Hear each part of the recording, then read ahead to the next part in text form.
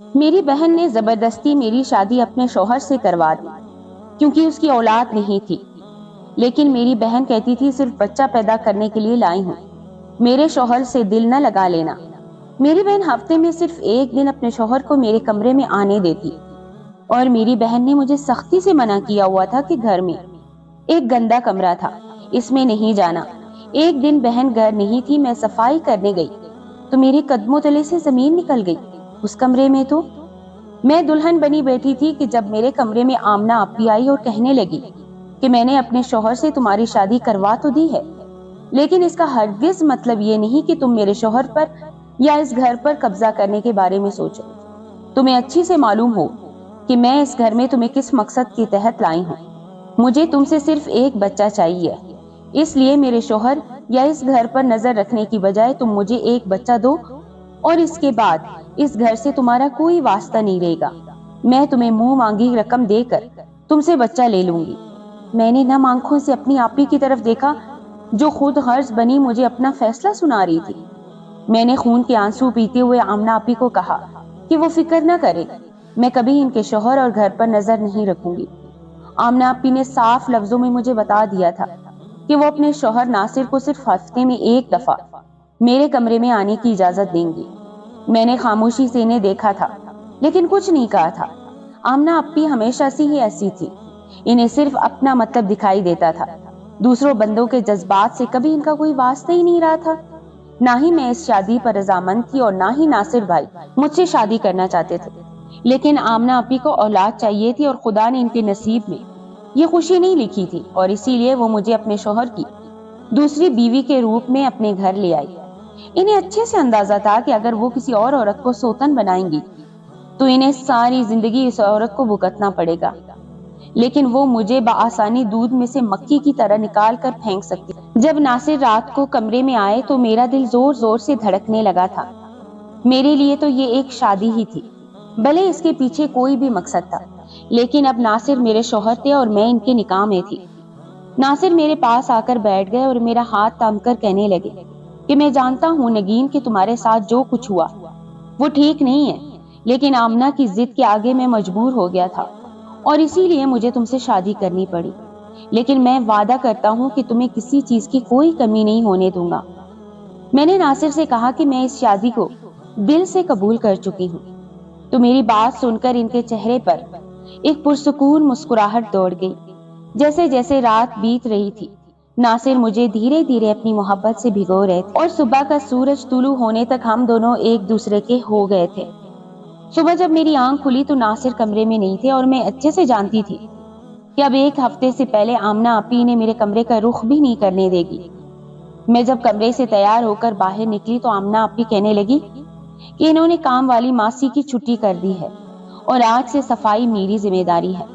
آمنہ آپی کی بات سن کر میں حیران رہ گئی تھی، کیونکہ آمنہ آپی کے گھر میں تو ہمیشہ ہی بہت نوکر چاکر تھے اور پیسوں کی بھی کوئی کمی نہ تھی، لیکن انہوں نے جان بوجھ کر کام والی ماسی کو نکال دیا تھا تاکہ وہ مجھے میری اوقات یاد کروا سکے۔ آمنہ آپی نے کہا کہ اوپر والی منزل کا آخری کمرہ بند ہے اور میں وہاں صفائی کے لیے نہ جاؤں، باقی مجھے گھر کے ہر کونے کی صفائی کرنی۔ میں نے آمنہ آپی کی بات مان کر صفائی کا کام شروع کر دیا۔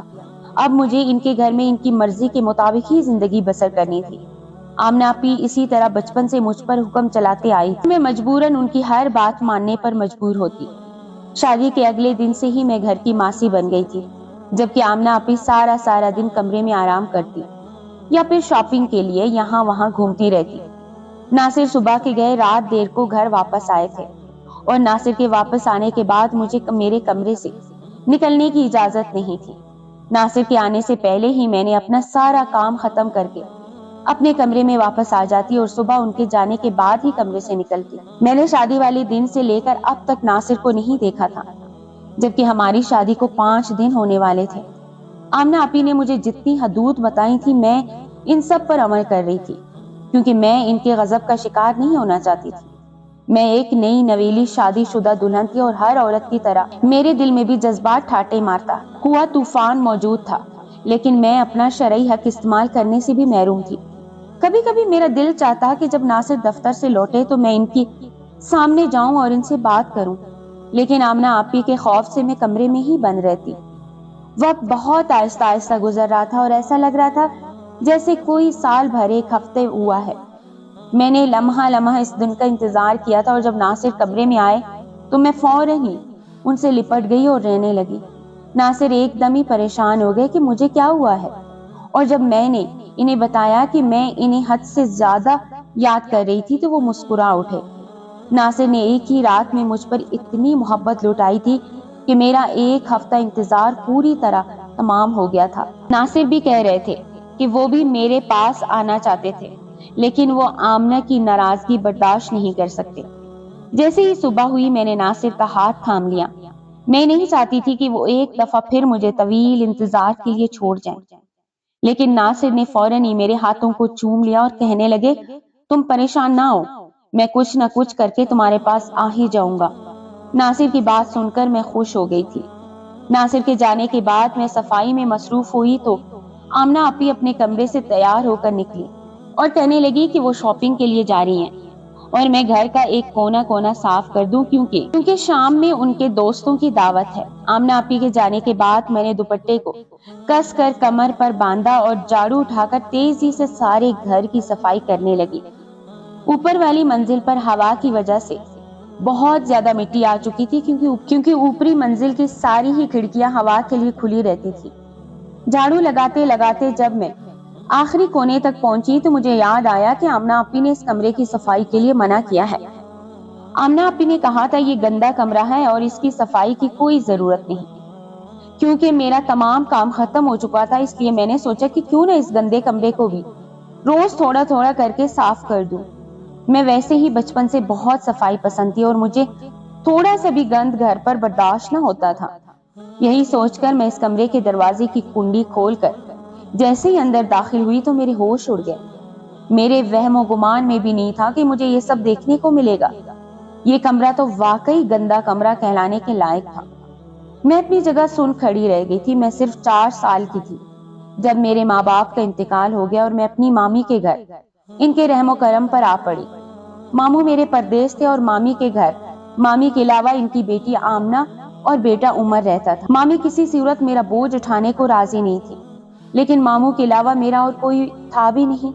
میری ماں نے میرے باپ سے پسند کی شادی کی تھی، جس کی وجہ سے انہیں میرے باپ کے گھر والوں نے قبول نہیں کیا، اور جب میری اماں ابا کا ایک ٹریفک حادثے میں انتقال ہوا تو میں اس بھری دنیا میں تنہا رہ گئی۔ اور جیسے ہی ماموں کو اس بات کا علم ہوا تو انہوں نے معاملے پر دباؤ ڈالا کہ وہ مجھے اپنے گھر لا کر رکھے۔ مامی کو ماموں سے بہت ڈر لگتا تھا، اس لیے وہ مجبوراً مجھے اپنے گھر لے آئے۔ میں ایک بن ماں باپ کی بچی تھی جو اب اپنی مامی کے در پر پڑی تھی۔ 4 سال کی عمر میں ہی مامی میرے ساتھ ایسا سلوک کرتی جیسے میں بہت بڑی لڑکی ہوں۔ مامی کے گھر آئے مجھے 2 دن بھی نہ گزرے تھے اور ماں باپ کی موت کا صدمہ ابھی تک میرے دل و دماغ پر چھایا ہوا تھا، جب مامی نے اچانک ہی میرے ننھے ہاتھوں میں جھاڑو پکڑا کر حکم دیا کہ میں پورے گھر کی صفائی کروں، اور اب سے یہ صفائی میری ہی ذمہ داری ہے۔ مامی کی بیٹی آمنہ آپی مجھ سے عمر میں 5 سال بڑی تھی اور وہ اس وقت 9 سال کی تھی، لیکن اس کے باوجود مامی ان سے کوئی کام نہ کہتی اور گھر کا چھوٹا بڑا ہر کام میرے سر پر ڈال دیتی۔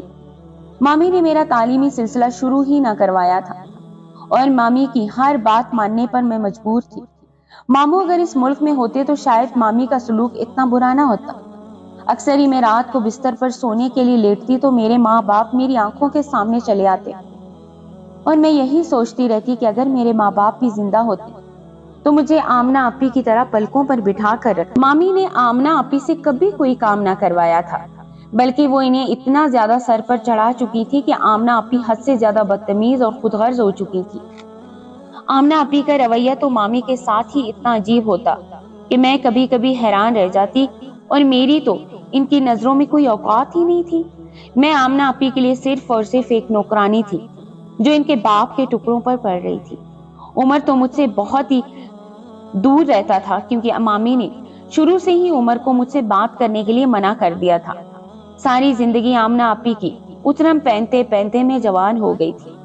آمنہ آپی نے بہت اچھی تعلیم حاصل کی تھی اور عمر بھی بہت اچھی تعلیم حاصل کر رہا تھا، لیکن میں نے اسکول کی شکل تک نہ دیکھی تھی۔ بہت سالوں میں ایک دفعہ جب ماموں لوٹ کر ہم سے ملنے کے لیے آئے، اتنے دن مامی کا رویہ میرے ساتھ شیر و شکر ہو جاتا اور وہ ایسے پیش آتی جیسے انہوں نے مجھے کبھی ہل کر پانی بھی پینے نہ دیا ہو۔ ان کی یہی کوشش رہتی کہ میں ماموں سے دور دور رہوں اور اپنے کمرے میں آرام کرتی رہوں۔ مامی کے گھر رہتے رہتے میں 17 برس کی ہو چکی تھی جب ہی مامی کی ایک دوست نے اپنے بھائی ناصر کے لیے میرا رشتہ بھیج دیا، کیونکہ جب بھی وہ گھر آتی تھی تو یہ دیکھتی کہ میں پورا گھر اکیلے سنبھالتی ہوں اور میرا اخلاق بھی بہت اچھا ہے۔ مامی کی دوست شادی شدہ تھی اور اس کا بھائی اکیلے رہتا تھا، اسی لیے اسے اپنے بھائی کے لیے ایک ایسی لڑکی کی ضرورت تھی جو پورا گھر سنبھال سکتی۔ لیکن جیسے ہی مامی نے یہ بات سنی تو کیونکہ وہ جانتی تھی کہ ان کے دوست کا بھائی ناصر ایک بہت امیر لڑکا ہے اور اس کے آگے پیچھے کوئی نہیں ہے، گھر میں نوکر چاکر موجود ہیں اور پیسے کی ریل پھیل ہے، بھلا وہ ایسی جگہ میرا رشتہ کیسے کر سکتی تھی؟ وہ تو بہت عرصے سے چاہ رہی تھی کہ آمنہ اپی کا رشتہ ناصر سے ہو جائے، اور جب ان کی دوست نے میرا نام لیا تو مامی کے مزاج ہی بدل گئے اور انہوں نے اپنی دوست سے کہہ دیا کہ میرا رشتہ تو وہ بچپن میں ہی عمر سے طے کر چکی ہیں۔ مامی نے خود ہی اپنی دوست کے آگے آمنہ کا رشتہ رکھ دیا اور یوں ناصر کی شادی آمنہ اپی سے ہو گئی۔ میں سب کچھ جانتے بوجھتے بھی خاموش رہی، کیونکہ میں مامی کے ٹکڑوں پر پڑ رہی تھی اور ان کے خلاف جانے کی مجھ میں ہمت نہ تھی۔ جب آمنہ اپی کی شادی کے دن میں نے ناصر کو دیکھا تو دیکھتے ہی رہ گئی۔ وہ ایک لمبا چوڑا اور خوبصورت مرد تھا جس پر کوئی بھی لڑکی فدا ہو سکتی تھی۔ نہ جانے کیوں اچانک ہی میرے دل میں یہ خیال آیا کہ خدا نے اس بندے کو میرے نصیب میں کیوں نہیں لکھا؟ شاید خدا نے میری بات سن لی تھی اور کچھ ہی سالوں میں ناصر کو میرا نصیب بنا دیا تھا۔ آمنہ اپی جو پہلے ہی مجھے حقارت کی نگاہ سے دیکھتی تھی، شادی کے بعد تو میرے ساتھ اس طرح پیش آنے لگی جیسے وہ کہیں کی مہارانی ہو اور میں ان کی نوکرانی ہوں۔ آمنہ اپی کی شادی کو کچھ ہی عرصہ گزرا تھا کہ جب انہیں اس بات کا علم ہوا کہ قدرت نے انہیں ماں بننے کی صلاحیت سے محروم رکھا ہے۔ یہ بات جاننے کے بعد آمنہ اپی کی حالت بہت بگڑ گئی تھی اور وہ بہت زیادہ بیمار رہنے لگی تھی کہ جب ہی مامی نے ان کے سامنے یہ راستہ رکھا کہ وہ ناصر کی شادی مجھ سے کروا دے، اولاد حاصل کر لیں۔ وہ دونوں ماں بیٹی ہمیشہ سے ہی خود غرض تھے، انہوں نے ساری زندگی کبھی میرے جذبات کی پرواہ نہیں کی تھی، اور اب شادی جیسے رشتے میں بھی وہ دونوں میرے ساتھ اپنا مطلب پورا کرنا چاہتے تھے۔ آمنہ اپی کہنے لگی کہ اماں آپ نے تو میرے سسرال میں سب کو یہی بتایا ہوا ہے کہ نگین اور عمر کی بچپن میں ہی منگنی ہو گئی تھی۔ تو مامی ہنس کر کہنے لگی کہ جس طرح ہوتی تھی اس طرح ٹوٹ بھی گئی۔ وہ دونوں ماں بیٹی کھل کھلا کر ہنس پڑے تھے جیسے کسی نے خنجر گھونپ دیا تھا۔ ان دونوں کے لیے میری زندگی سے کھیلنا اتنا آسان تھا۔ جب مامی نے مجھے بتایا کہ ناصر سے وہ میرا نکاح کروا رہی ہیں تو میں نے منع کر دیا کہ میں آمنہ اپی کی سوتن نہیں بن سکتی۔ انہوں نے ساری زندگی جس طرح کا سلوک میرے ساتھ کیا تھا، مجھے اپنی سوتن بنانے کے بعد تو وہ مجھ پر زندگی کو پوری طرح ہی تنگ کر دیتی، لیکن مامی کے آگے میرے انکار کی کوئی حیثیت نہیں تھی اور مجھے زبردستی ناصر سے نکاح کرنے پر مجبور کر دیا گیا۔ مامی نے صاف لفظوں میں کہہ دیا تھا کہ اگر تم نے ناصر سے شادی نہیں کرنی تو اپنا سامان باندھو اور جہاں جانا ہے چلی جاؤ، تمہارے لیے اب میرے گھر میں کوئی جگہ نہیں۔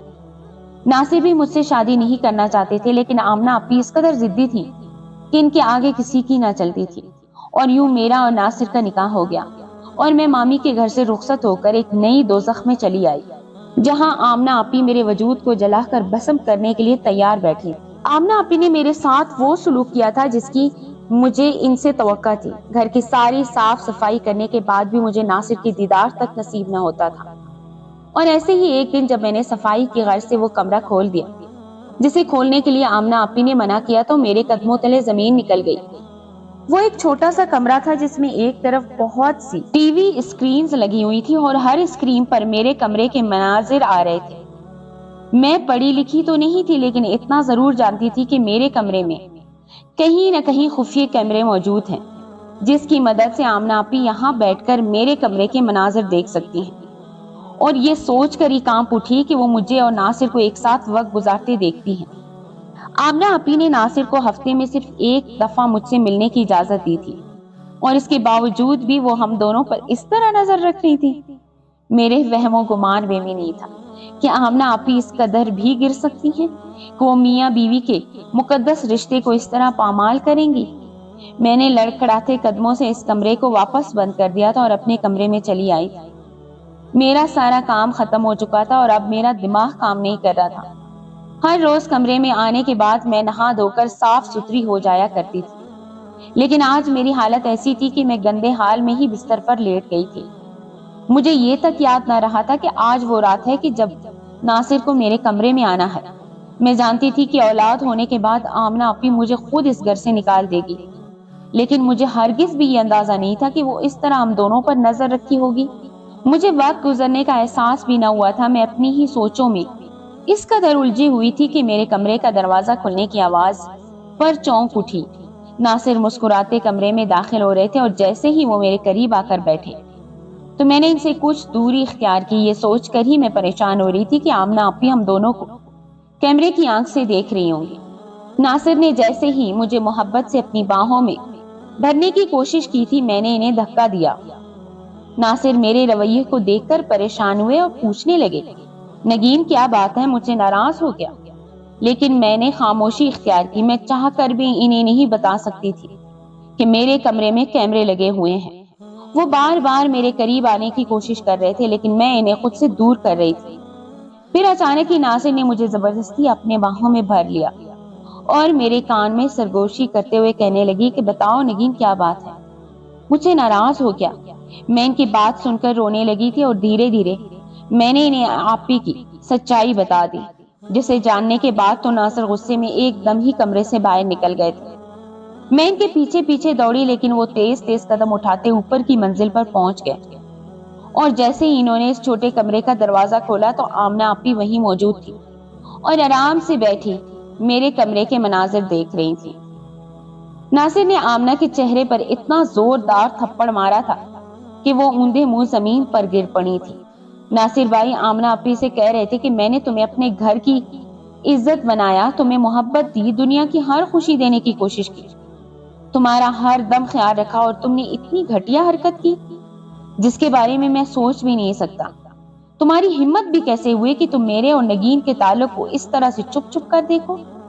میں اور نگین ایک دوسرے کا لباس ہیں اور تم نے اس لباس کو پھاڑنے کی کوشش کی جس کے لیے میں تمہیں زندگی بھر معاف نہیں کر سکتا۔ ناصر حد سے زیادہ غصے میں تھے اور میں ان کے پیچھے کڑی خوف سے کانپ رہی تھی۔ آمنہ آپی روتے ہوئے کہنے لگی کہ انہیں ڈر تھا کہ کہیں میں ناصر کو ان سے الگ نہ کر دوں، اس لیے وہ چاہتی تھی کہ ہم دونوں ایک دوسرے کو وقت نہ دیں، اور جیسے ہی بچے کی پیدائش ہو وہ مجھے ناصر سے طلاق دلوا کر اس گھر سے دفع کر دیں۔ ناصر بہت غصے میں کہنے لگے کہ اگر مجھے تمہیں چھوڑنا ہوتا تو میں اسی دن چھوڑ دیتا جس دن مجھ پر سچائی کھلی تھی۔ میں اپنی بہن کو لے کر ایک دن تمہارے گھر آیا تو دروازہ نگین نے کھولا اور پہلی نظر مجھے نگین سے محبت ہو گئی تھی۔ میں نے اپنی بہن سے کہہ کر جب نگین کا رشتہ بھیجا تو تمہاری چھوٹی ماں نے میری بہن کو یہ کہہ کر انکار کر دیا کہ نگین کا رشتہ عمر سے ہو گیا ہے، اور تمہاری ماں نے جان بوجھ کر میری بہن کے آگے تمہارا رشتہ رکھا، اور میری بہن نے یہ جاننے کے بعد کہ نگین کا رشتہ ہو چکا ہے تم سے میرا رشتہ طے کر دیا۔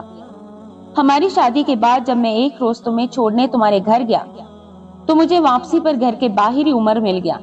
میں نے باتوں باتوں میں سے پوچھا کہ تمہاری اور نگین کی شادی کب ہو رہی ہے، جسے سن کر عمر چونک اٹھا اور کہنے لگا اس کا نگین سے تعلق نہیں ہے اور نہ ہی نگین اس کی منگیتر ہے، بلکہ عمر تو اپنے کالج کی ایک لڑکی کو پسند کرتا ہے جس سے وہ وقت آنے پر شادی کر لے گا۔ اسی روز میں جان گیا تھا کہ تمہاری ماں نے تمہیں میرے سر پر تھوپنے کے لیے ایک جال چلی ہے جس میں وہ کامیاب بھی ہو چکی ہیں، لیکن سچ جاننے کے باوجود بھی میرے رویے میں کوئی تبدیلی نہ آئی کیونکہ تم میری بیوی بن چکی تھی۔ تبھی میں نے تمہیں پہلے کی طرح ہی عزت اور تم سے کبھی اس بارے میں ایک لفظ بھی نہ کہا۔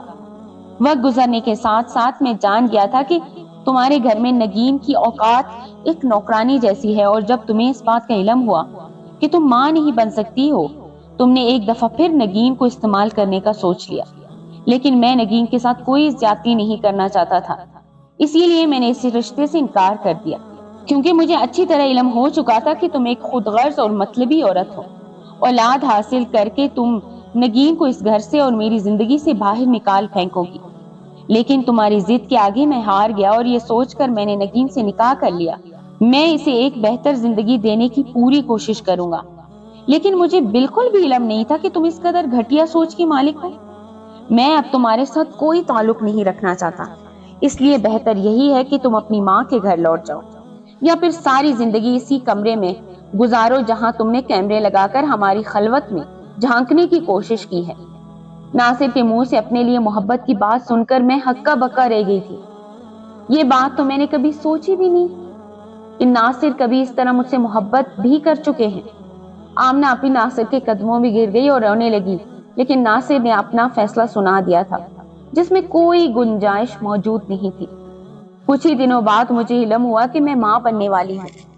خدا نے مجھے زندگی کی ہر خوشی سے نواز دیا تھا اور میری آزمائشوں کا سفر ختم ہو چکا تھا، لیکن آمنہ اپنی کی حیثیت اس گھر میں باقی نہ رہی تھی۔ وہ خود ہی سارا دن کمرے میں بند رہتی اور کبھی کبھی تو پاگلوں کی طرح چیخنے چلانے لگتی۔